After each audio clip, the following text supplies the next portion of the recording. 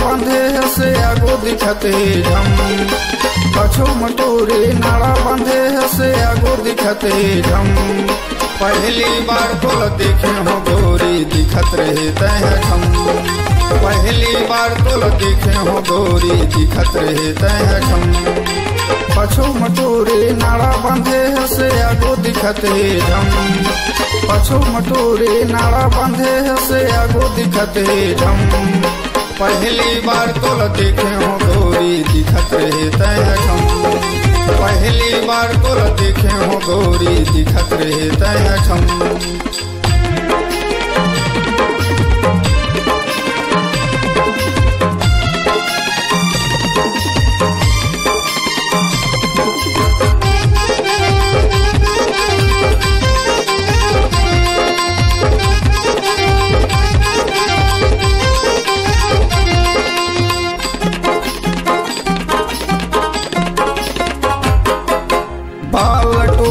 बुलबुल कटाए आगो बाजू में क्लिप लगाए, दोनों एक हर जवानी में गोरी तन बदन मोरयागी लगावाए।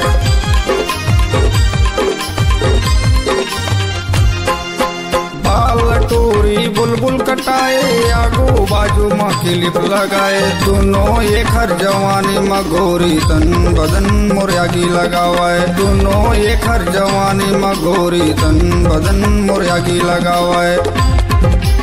स्नो पाउडर क्रीम लगा के चेहरा दिखते झम, स्नो पाउडर क्रीम लगा के चेहरा दिखते झम।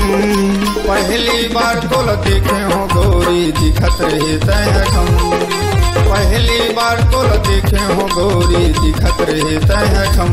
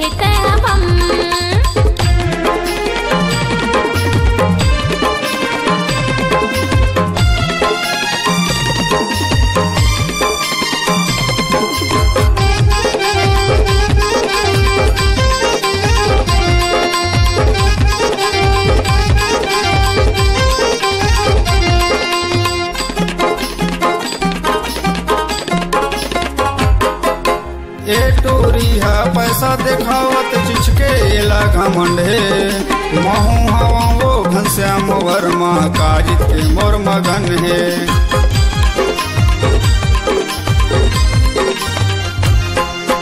ए टोरिया पैसा देखावत चिचके एला घमंडे, महू हवा वो घनश्याम वर्मा काजित के मोर मगन है।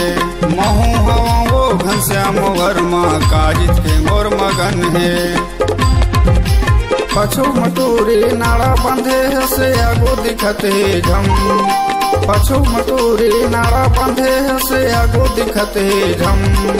पहली बार तो देखे हो गोरी दिखत रहे तह झम, पहली बार तो देखे हो गोरी दिखत रहे तह झम।